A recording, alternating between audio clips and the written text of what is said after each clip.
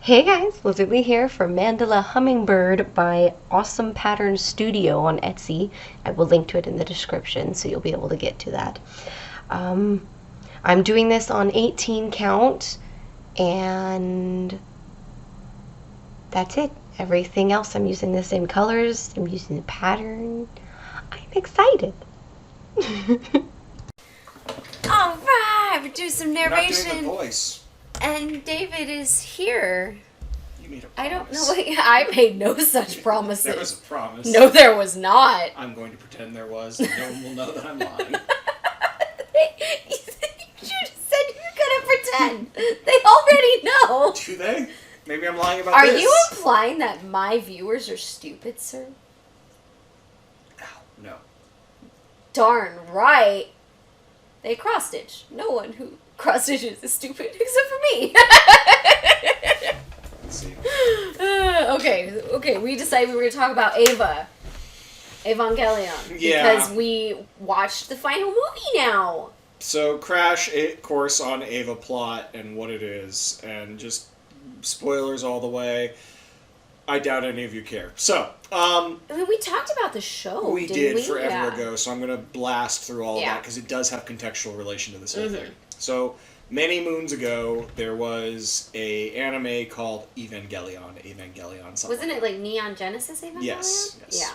Important, technically. So, it was very strange, is putting it lightly, and it was trying to be something more than just an anime. It started out as a sort of post-apocalyptic giant fighting robot anime, which generally those, especially around the time, heck, even still, have a couple of tropes. Like, for example, some, high school kid winds up in the super robot at the beginning of episode 1 and saves the day. And this was very clearly following those tropes, but also playing with them. Like, the kid doesn't want to get in the robot and kind of gets coerced in, and it's all very horrible, like, violent, and, well, not, like, egregiously violent in, like, blood everywhere, but more in a, like, this is a dark world where, like, humanity is already on the edge, and there's these weird monsters attacking. And there is definitely a high risk of dying piloting these robots. Yeah, and they're special, but, like, something's weird, and he's being told to pilot the robot by his father, who, like, clearly doesn't seem to care about him. And there's this girl who was piloting the robot before him, who's also his age. They're high schoolers, and she's, like, beat up horribly. They brought her out in a stretcher. Yeah. When Shinji, the boy they're trying to get into the robot, refused. They bring her out on a stretcher, and she, like, collapses when she tries to get off with the stretcher, but she's like, no, I'll pilot the Ava. And that's when Shinji's like, no, I'll do it. Yeah. Also, by the way, this is Ava 1 and Ava 1 all the way! Continue, as you were saying. Ava is the name of the giant robot. They're Ava called 1. Evangelions, yes. They're not called robots, they're called Avas. Yeah, it's a whole thing. So, for context, because this is going to matter, when the anime came out, there was a lot of mixed feelings because, one, it could be... for a lot of episodes, it could feel like it was still doing the giant robot thing, like, oh, this is the villain of the week, they're going to fight the villain of the week. And then, as always, we get character development as characters interact. But just done with some higher concept stuff, rather than just, war is bad and, I like this girl. It was messing with some deeper concepts like depression. So, okay, cool. I mean, that wasn't obvious at first. Depends on who you are, but yeah. Well, okay, it wasn't obvious to me at first. How's that? Yeah, no, it's not blatant about it, especially early on at all. I mean, you can tell Shinji's not happy, for sure. No, he's I think... He's like, okay, so he's very clearly depressed. Yeah. We'll but get to like that real at the end. depression, it's not TV depression where he's constantly sobbing into his t-shirt or whatever. Like, it's very realistic, isolating from society and things like that. Yep. And more so, a big point of this is that he is in an incredibly screwed up situation. Like, this is not something a child should be doing. He's a high schooler, right? Middle school? I think it was middle school. I swear they're high schooling. Maybe? I don't know. But, okay, so, like, prior to the anime even starting, his mom is dead, and he and his dad are pretty much estranged. So, like, he just does not have good familial relationships. He's 14. He is middle school, I was right. So, yeah, and it's just... He's straight up a baby. Yeah, that's kind of the point. So, it's messed up. And the things that they're fighting are messed up. They're called angels, and they're these weird-looking things that like are clearly non-human, giant monsters.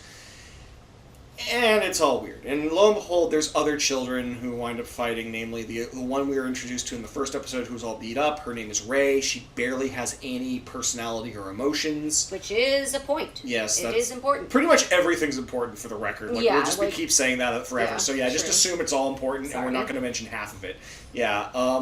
And then the other one he meets is named Asuka, who seems to enjoy her job being a pilot, but also very clearly, as you get to know her, has the, like, look at me, I'm special, I'm doing it, I'm good, praise me, praise me, praise me. Yeah, her emotional damage is serious. Yeah, she has severe trauma, as do all of them.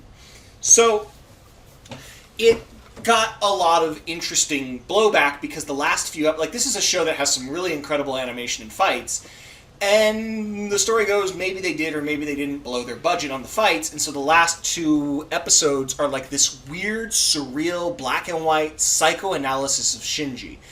And that actually makes some context in the show if you followed what's going on, which is incredibly hard to do and generally needs explaining after you've watched these episodes and gone, what the hell was that? I caught on before that. Yeah. I caught on before it went black and white, too. Well, no, I mean about why it's gone black and white. Okay, I understand, Yeah, I the gotcha. instrumentality and all that stuff. But yet, not only did it go black and white, the animation went down. Instead of having, 20 frames per second, it goes to, 2 frames per second. Yeah. It's not really animated anymore. You get, snippets. It's like a storyboard, essentially. Sometimes it's not. Sometimes it's very stylized and artsy. Mm-hmm. It's completely different from the previous, 15, And so the people who were expecting sort of a traditional Japanese robot thing were like, what is this? Like, you're supposed to build up to a climax where he beats the bad guy, and this, I don't even know what just happened. What happened to everybody? Because, the last time you saw everyone, things were bad. Mm-hmm. And the other thing is, it does not spell out the plot for you.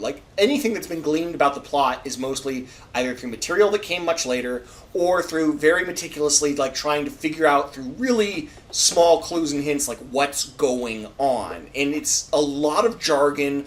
It's all very symbolic and weird, and it's got 60 different interpretations. But at the end of the day, it was something really unique. Mm-hmm. It is, to this day, probably one of the most unique things. Again, if you ever decide to get into anime and you can handle, rather disturbing or more weird concepts, it's absolutely something that should be seen. I don't know, what's an equivalent movie? Psycho or Clockwork Orange or, I don't know, Chinatown. These are all considered very disturbing, but, very...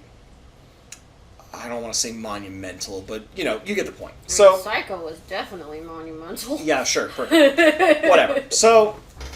memorable. There's something that people discuss after they have seen it. Yeah, and they were trend-setting, and they changed the way people thought about the medium, is I guess what you can go with. So, that was the 90s or something? I don't know. It's old. I didn't see it until, 2 years ago? Yeah. So, I'd heard about it, but I'd never had the opportunity to watch it. And then David looked at me and he's like, "You haven't seen Ava?" And I was like, "No, but it's a robot anime. It's like Gundam, I know." 95. And then he looked at me and he was like, "No." And then we watched it and I was like, "Oh, no." It is not like Gundam. 26 episodes, by the way. 26, okay, Yeah, okay. So, like a normal core. So it's 24 episodes of normalness, and then the last 2 were hey, this style's completely different. And normalness is still stretching it, because it's True, the first 13 are almost more traditional, where again, villain of the week, and then we start getting into, things are getting... Oof. Really, really briefly again, because it'll matter, the idea is sort of that at some point, someone went to the South Pole and found this thing, and in doing so caused what's called second impact, and that's basically this weird event that tried to wipe out the Earth. I'm going to spoil a bunch of stuff here just so I can even talk about this because I want to ramble about it. The rough idea is that gazillions of years ago, some race existed, and it sent out these things called seeds of life to all these different planets, and different life would populate the different planets, and somehow on Earth, 2 seeds of life came. There was the... Was Lilith? Lilin, they called it the Lilith, because there's all sorts of Bible analogy, weird stuff going on. There's the Lilin, which were supposed to be on planet Earth, and then there's the Atom, which is humanity, and that's the one that came second. So basically, we came second, crashed into the Earth, and took over, and the Lilin to prevent a catastrophe, went into hibernation. And so what happened was somebody went to the South Pole, found this craft, and woke up Lilith or Adam or somebody. It's all really confusing. I don't remember. And basically, it started taking over the Earth and making everything go extinct as it sort of massively terraformed it on like a spiritual level as well. There's things called AT fields and whatnot. It's all crazy. Was that second impact? Yeah. Okay. And that killed like 50%, 60%, 80% of the Earth. Yeah. So that's the start of the story. That's already happened and you don't know it. That's the world they're living in. It's called post-impact. So throughout the course of the story, Shinji is horribly depressed, hates his life and whatnot. And the last few episodes are him causing third impact in what's called instrumentality, which is basically where Shinji becomes a god, kind of. And since he hates himself, kind of turns everybody into what we call Tang. It's just like orange guts. Well, just like literally orange fluid. Yeah. And so, like, the rough idea is, like, everyone has a sense of self, and this causes an AT field, and he's decided that since he hates life and everybody, everyone should just be a giant ball of nothingness, and then there can't be any pain or whatnot. And the big thesis at the end is Shinji finally realizing, because, again, this was written by a guy who had major depression, and this is basically his story about it, that, hey, you have to value yourself for yourself. You can't depend on value from others because you don't know that you'll get it, and you definitely won't get it if that's all you're seeking from them. And that's obviously a huge thesis throughout the story. And so he kind of figures out that, hey, I want to be a person, I want to live, and then sort of the whole world is massively jacked up at this point, but he comes back alive with the girl. It's all complicated, and it doesn't even end on a happy note there, but it's just like, okay, that happened. Yep. So, some of that isn't shown in the original anime. It's just the psychoanalyzing of, like, what is it like with all of humanity having one consciousness being dealt with by this kid who's having emotional issues, and again, it's very artsy. So, at some point, people are like, well, we want to know what happened, and it was really, really popular, so they're like, cool, we'll make a movie. And I've heard, and again, I wasn't around for any of this, that people were like, cool, the movie will show what we all wanted, which is the cool fights and whatnot. Because, like, this was just, like, what was going on in their minds at certain points. We didn't get to see what was actually happening in the real world, and all the fights and whatnot. And so, we get that, and it's horribly messed up and depressing. It's called End of Evangelion. And that was essentially the redo of the show, right? No, it was just the capstone to the show. There was a redo that was kind of a cleanup of certain things. Oh, we didn't that was watch like, that. Yeah, we did. No, we didn't. I swear we did, and they just switched up some of the angels a little bit. No, you gotta trust me, we're getting to this. So, no, we watched the original anime, then we watched End of Evangelion, which is just a 2-hour movie that capstones the whole thing, which starts with the scene that I'm not gonna mention on your channel. Yeah. yeah. That, yes. There we go. So. Oscar and a bed. Yeah, no. So, anyways, really horrible.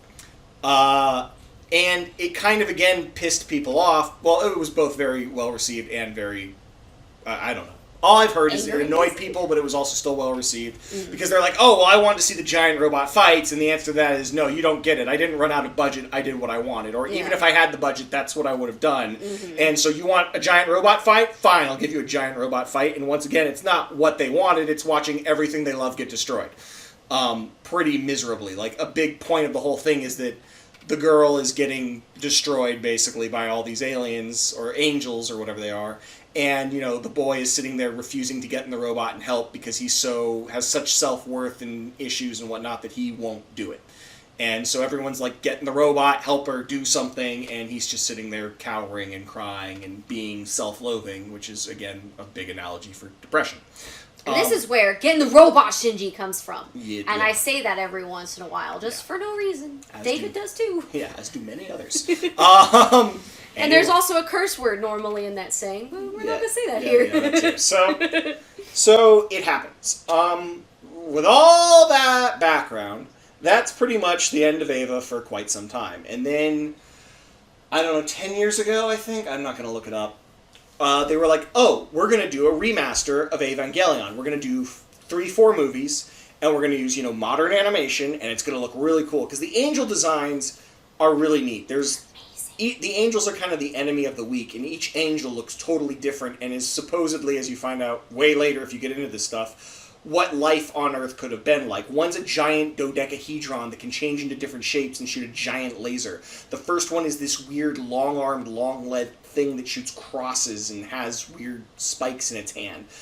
Some of them look like, giant prehistoric life, like Cambrians and whatnot. Some of them look like, one's a shadow, or one's a, if you're a physics nerd, it's a Dirac C, so it's a inverted thing where, like, its body is its shadow and its shadow is its body, and it's all... the spider one? No, the spider one's just the spider one. Oh, okay. No, I'm talking about the one that Asuka steps into and gets sucked into. I remember the shadow one. Yeah. I don't remember what it looked like. What the non-shadow It's like a big part. circle above the ground. It's like a big black and white circle, and she thinks that's the body and attacks it and then falls into it. Uh-huh. Yeah, and it's all sorts of crazy junk. So it's awesome. Yeah, very They were all creative. incredibly unique and very different.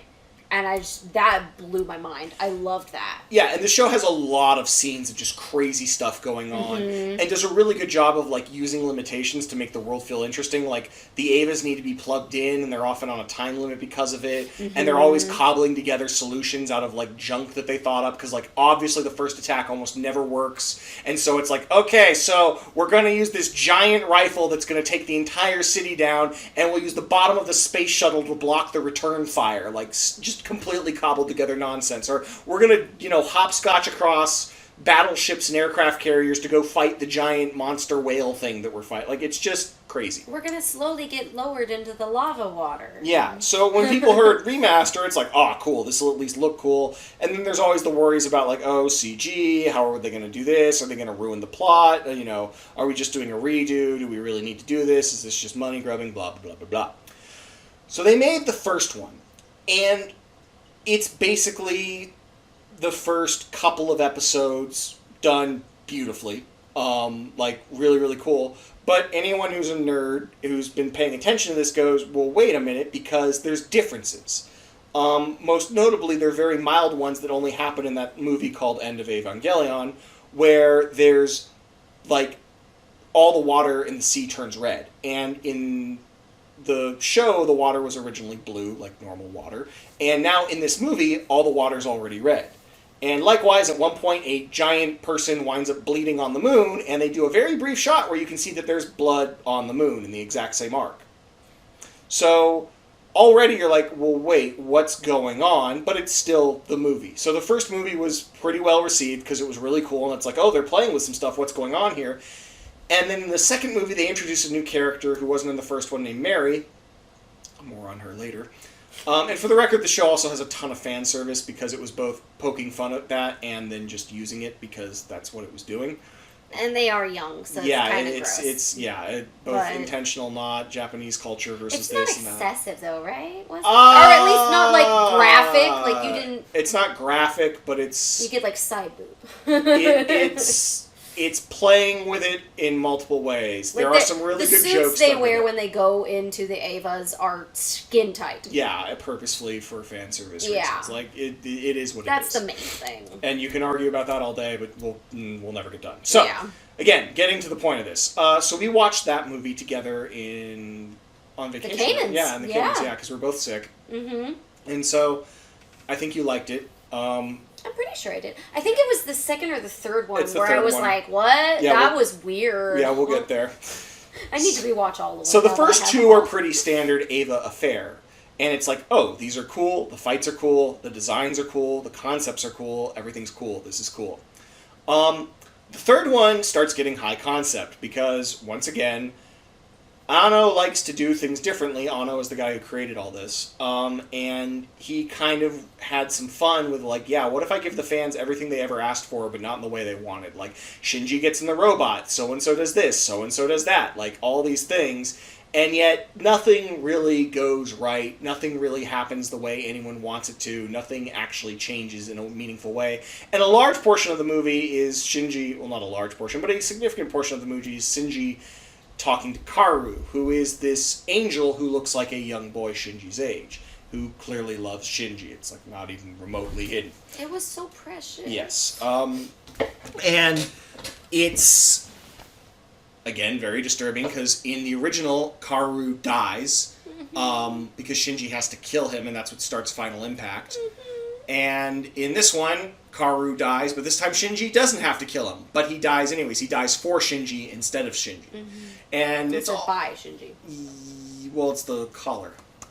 Yeah. I see what you mean. Yeah. So and a big portion of the movie is like, not big portion again. There's a portion of the movie with like him talking with Shinji about feelings and personalities and whatnot while they play piano. You know, like it's very he is completely willing to do more artsy and weird things rather than just action, which a lot of people watch Ava for the action because they're like, this is some great action, but then they get disappointed when it's not. And I feel like I'm being mocked, you guys. You did have that take, yes.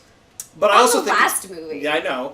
But I also think it's a good way and an odd way to get people exposed to this, because you can come for the action and stay for the philosophy sort of stuff. It's, again, I think very interesting that he spent so much time making everything good. It's not just good philosophy, it's also good action. It's not just good action, it's also great character development. There's lots of little details and things, and by being good in all of these things, it exposes people to a variety of things they may not normally see.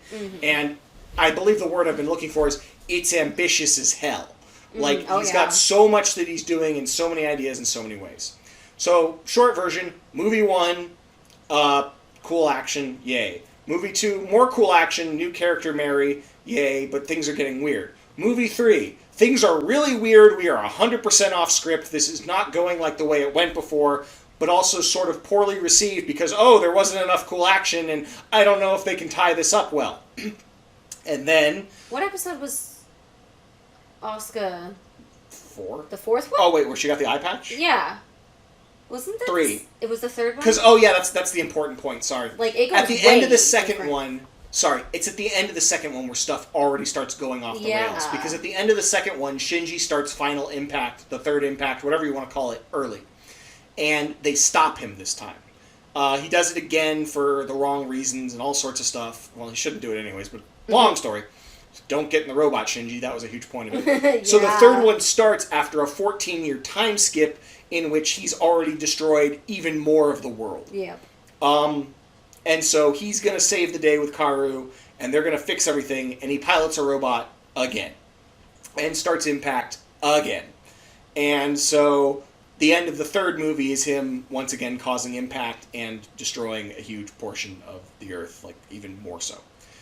So the fourth movie, final concept in context to lay this all up. And I'm sure I've gotten a million things wrong. If you're actually an Ava fan, I'm sorry. So, I mean, we're definitely fans. Yeah, but this stuff is hard. I've only seen each of these things once. Right, and I haven't researched a lot of this. A lot of it's hearsay from other people, or I've forgotten over the years, and blah, blah, blah, blah. So, fourth movie. It took forever to get made, and after the, lukewarm reception of the third movie, people were upset, and then it was finally supposed to come out in 2020. And it didn't. So, it has finally hit U.S. shores on Amazon as of this week, I think, or at least sometime recently, because people were talking about it, and Liz and I finally watched it. We're recording this in August, by the way. Yeah, there you go. I don't think this is going to go up until September. Cool, time is a lot, and this is a cross-stitch from when? April, I think. April, cool. Okay, I did them out of order intentionally, because I wanted to keep the projects together. Yeah, I didn't want to interrupt Monster Hunter. Yeah, I get you. So... Anyways, with all that said and done, we come to the fourth movie, and I was really interested going into this because I like studying endings. It's really easy, well, not easy. It is easier to write a compelling story or concept. It is harder, I think, to finish it satisfyingly. And I think, for the most part, this was really good. Like, there are a few things I'm like, well, I get that you're being weird for the sake of being weird, or I get that you're doing this to make a point, but at the same time, it kind of sucks. But I was really happy with it. I liked it. I mean, honestly, my major complaint is it's a 2-hour movie that did not need to be 2 hours. They went on a lot of scenic shots for an extended period of time that I thought was excessive. I did not think it was necessary. I only like long movies when every single scene is necessary. And I felt like there were a lot of scenes that you could have shortened. And like, I'm not one of those people who has a problem with silence. No, I know. I can watch a silence. You know, I will watch the scenery. It's fine. But for 2 hours, half of the movie, no, a fourth of the movie was action. Which, totally fine. I love that action. That was great.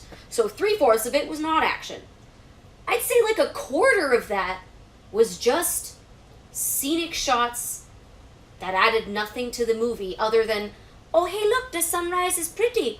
Oh, hey, look, the reflection on the water is pretty. It didn't need to be that long. And I don't have, like, a short attention span. I don't know. 2-hour movies is so big now, and I always have to pee. I had to pee, like, 3 times throughout this movie, you guys. And I shouldn't have to. If this were at the theater, I would be miserable, because I would be dying. So, my take on that is maybe you could say they could have done less, but I definitely don't think they added nothing. I think a major point of those shots is this movie starts with Shinji just absolutely clear. Catatonic, essentially. Yeah, no, he's clearly, like, he's not eating, he's not talking, he's not doing anything. Because, once again, he's pretty much killed nearly everybody on the planet. And he's freaking depressed about it. Yeah, including friends and family and stuff. And he, it's very clearly trying to demonstrate, like, life goes on no matter what, and life is meaningful. Like, it's a lot of shots of stuff that, like, this is what Shinji's missing out on, this is what Shinji's not seeing or doing, and this is what's happening, even though the world is in just a miserable place. We're talking, like, maybe 2 small towns left on the planet. And, like, they have to use this crazy technology to even keep them alive from being purified immediately. Like, maybe a population of, like, 500 people left on Earth. Yeah. So it's obviously horrible, but at the same time, I think the whole point of those shots is, like, other people are living. I didn't even go into it, but Rei, the girl that we saw at the very beginning, she is a clone of his mother, and one of many, because it all gets really weird. Basically, the entire story is a PSA on don't do necromancy. And don't do cloning. Yeah, well, yeah. On a dead person in particular. Yeah, it gets really high concept and weird. And it's all because... But basically, this is another clone of her who, once again, doesn't have any personality or relationships or mind. Like, literally to the point at this point that it's ridiculous compared to the previous ones where she doesn't even understand, like, oh, what's a cat? What's good morning? What's good morning? Yeah, just... Why do you shake hands like that? And while it was a little on the nose, at the same time, the whole point is to watch her grow as a person, even though she's basically not at the start of this show. She's literally a shell of a person. And I got that. And I, you know, looking back, I'm okay with all the clips they showed of her learning to, like, plant rice and going to the bathhouse and whatnot. Once her arc ended, there was still a ton of extra stuff after that that I, again, feel did not add to it. I could argue probably any scene in that movie. Yeah, well, you did debate, so you could argue anything. Meaningfully argue. You could do that because you did debate! Yes, but I also believe that they all served a purpose, but I get it. Okay, so continue with Rei. Yeah, so either way, it's a very clear thing of, like, Shinji is sitting here being useless, and Rei's sitting here, like, becoming alive almost, like learning about she's society. Learning to live. And she's living her life, even though it turns out it's going to be very short, because for really, like, something to be very clear about, this show loves dropping jargon it just made up. We're talking, like, Trekkie technobabble speed ramped up to 11, where, like, you know, instead of someone just blurted that out and that's the only time we're going to hear it and some nerd in a Star Trek wiki is going to write that down, like, no, that was actually plot relevant, though, maybe, and maybe you can actually figure out what that meant. Or maybe it was nonsense and you just have to roll with it. You just have to accept it. It's part of the show. Yep. A big criticism / weird part of this is it sort of makes fun of itself in that, and that the climax of the movie is a good solid 15 minutes of back and forth babble like that. They went from kind of well-established dogma and plot and stuff that they've laid out over time throughout the series to just info dumping through absurd scenes, a ton of junk that they just clearly made up. And that's kind of the point, is that, well, by that point, the idea is that no, fighting and robots and technology and magic and science isn't going to solve any of this. It becomes a conversation. We'll get to that. But so, yeah, point is, Rei I know. I'm trying to keep it together. You started out here, and then you went here, and I don't know where you are anymore. Anyways, Rey. The whole point of those scenes is Rey's trying to live her life, and she does, and then she dies. So she, in front of Shinji. Yeah, she turns into Tang. Her head explodes and turns into Tang. It's just like everyone else who turns into Tang. Oh, well, her head explodes first, because I remember a headless body. Well, yeah, whatever. Yeah. They obviously try to make it disturbing. So, because it's, once again, supposed to mess with Shinji. Yep. And so And that's when he's like, oh, okay, Asuka and I can go back to the Avas now. Yeah, because Asuka... I'm not even going to go into Asuka, because that's a whole other frickin' thing. But the short of it, all you need to know is in the original series, her mom basically went crazy and thought she had a doll and then, like, killed herself, and it's all really horribly sad on, like, another level. She thought Asuka was the doll that she carried, so she treated the doll like her daughter. Yeah, and so that's why Asuka has this giant look at me, please notice me, please love me complex. Because her mom never noticed her. Yeah, and there's some extra info that's just so heartbreaking, we're not going to go there. Yeah. So, this Asuka is a little bit different, because again, we're off script, air quotes, and the thing that many people had already theorized, and you get confirmed in this, is that basically the idea is that Shinji gets through the world, survives, and causes final impact. And now being a god, he tries to basically kill the world because he's depressed, realizes he shouldn't be depressed, but he can't let go of the people he met and he liked and he's found. So there's a whole bunch of characters, but obviously Rey, Asuka, a bunch of others. And the only thing they all have in common is the Avas. So he restarts reality with the Avas. And so that one of the first loops is supposed to be the original series, and now we're on who knows how many loops later, and there's lots of little clues that that's been what's going on, but they confirm it in this one that he's basically keeps restarting the world with Avas. So... And so it ends the same way. Yeah, and so it always ends the same way, but with slight differences. That's why we've been getting different takes. Yeah, that's why the water changed from blue to red now. And I believe even this Asuka's a clone. She's not even the real Asuka. Yeah, I didn't even talk. How did you get that? Because she talks about she talks about how Rey was designed to be that way, and she mentions it herself. And they show clones of Asuka at one point. She mentions the real Asuka. Yeah, I didn't even want to go into that with you because I don't even know exactly where they're going with that. I couldn't figure it out, and I was just like, yeah, it's a thing. I was assuming it was just like a nightmare she had because of Rey, but if it was supposed to be real, then yeah, oh god. Because she was talking about how Asuka's feelings were like predetermined towards Shinji and how she gets it. Gotcha. Yeah. Okay. All messed up. Anyways. Asuka, best girl, by the way. Continue. Yeah. So, I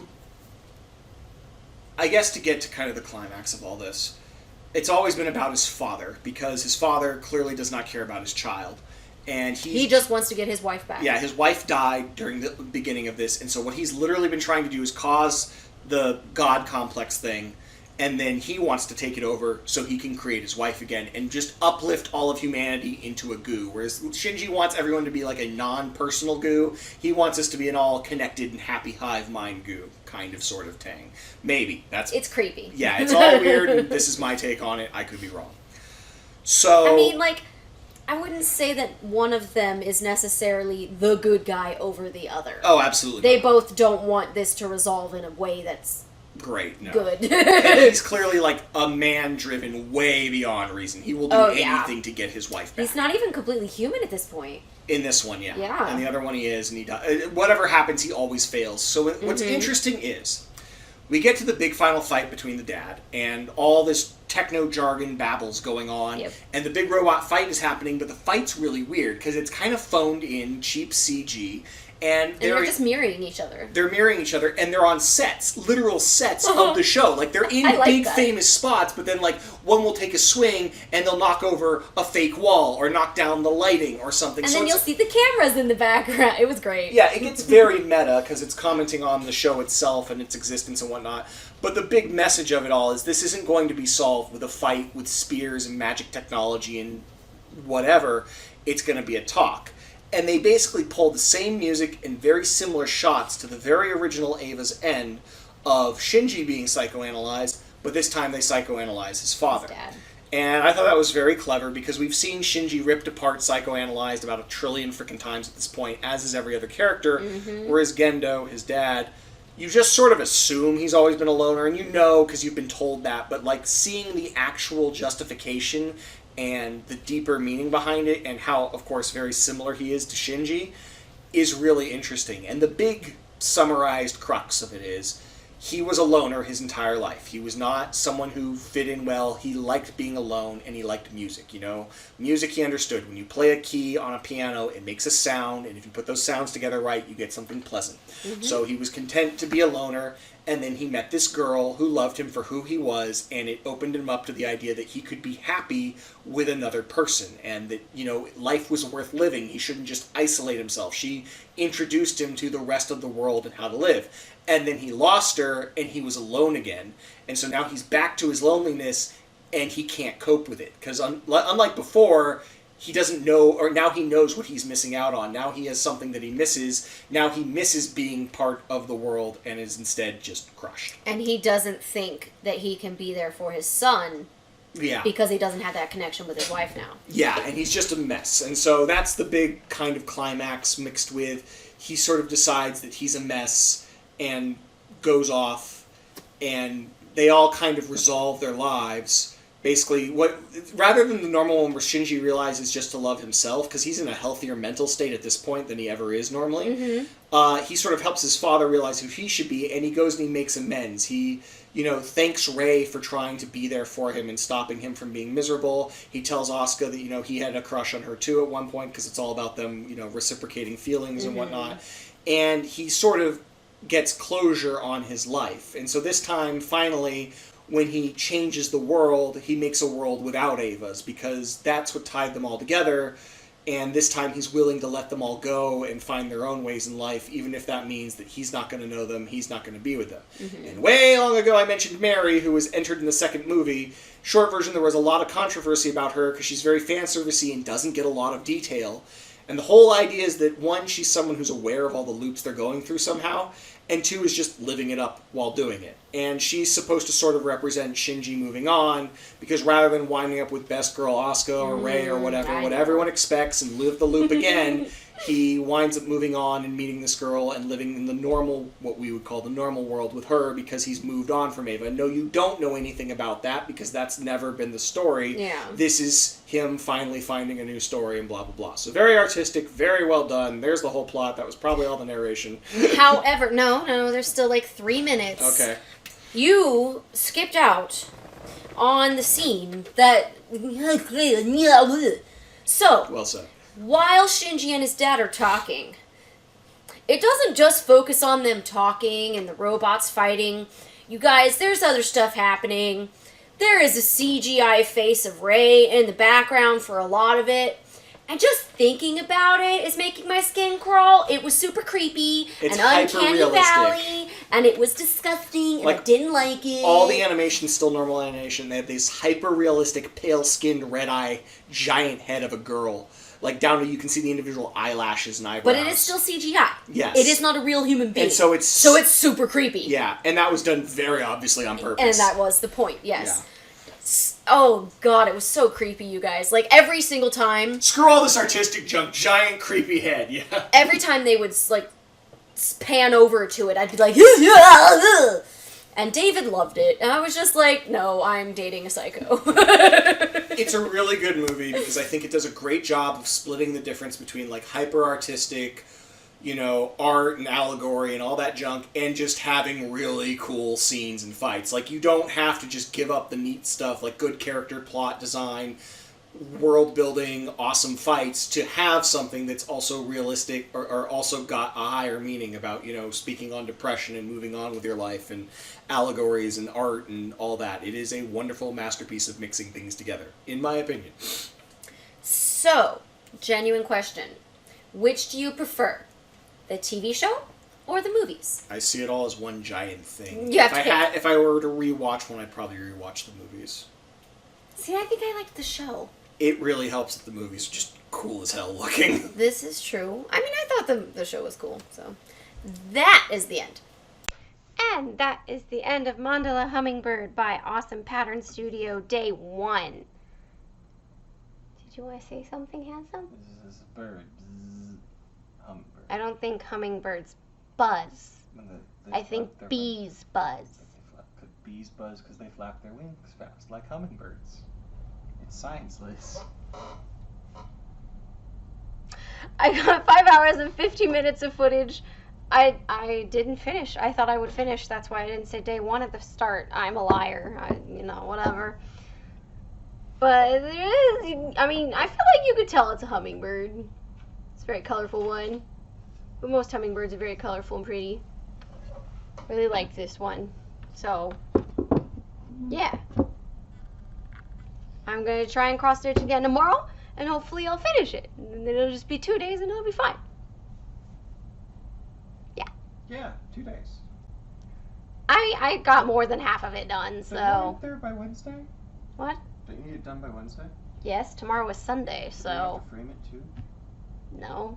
Oh, okay. Like, they're bigger, and all of these currently that I've made for 2021 birthdays are for guys, and I don't know. Will this video air in 2021? Yeah, the Christmas ones are over, so. Okay.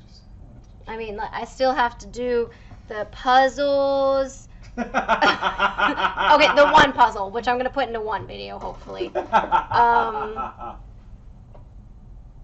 Okay, so the San Francisco Giants went up. Finally. Months later. Giants. Huh? Um, Giants. Yeah, not the New York Giants. That one was wrong. Okay.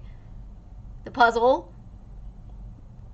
The gaming, the PlayStation controller. The make poor decisions. All of the Monster Hunter ones I've done so far, which is like 4 of 12.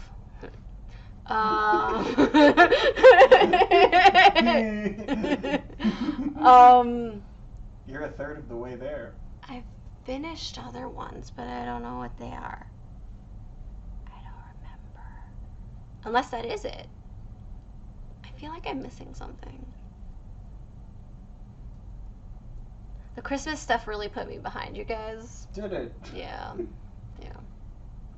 But if I only did one video a week, we would still be like not even a third of the way through the Christmas cross stitches. On one of these videos did the math on that and pointed out that there might be a problem with the ratio of Christmas ornaments to video schedules. I think my boyfriend hates me, you guys. I just appreciate that you have a very passionate hobby and you are a kind person and you don't always math the math that you need to math. What is that nonsense? My nails look really pretty.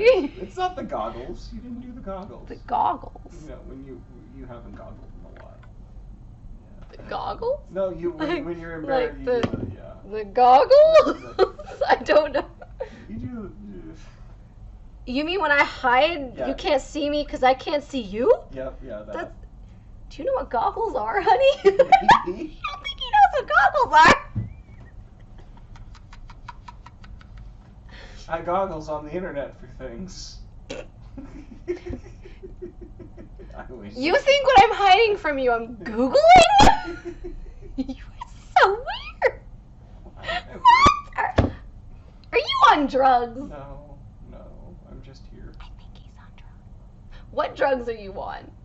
We better not get in trouble, sir. You know my list of prescribed substances at this point. Prescribed so long as you take them when you're supposed to is okay. Yeah, I don't think they do anything fun, even if I didn't. Oh my god, so my albuterol, my emergency inhaler in like middle school, no, it was high school because it was in Japan.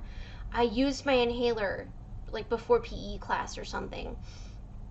And somebody was like, "Oh, who's that?" It was a guy, I don't remember who it was, but I was just like, "Oh, it's my albuterol and I use it for my asthma, it's precautionary." He was just like, "Oh, can I use it?" And I was like, "No, this is my emergency medication." Like, no. And it's not fun. It tastes terrible.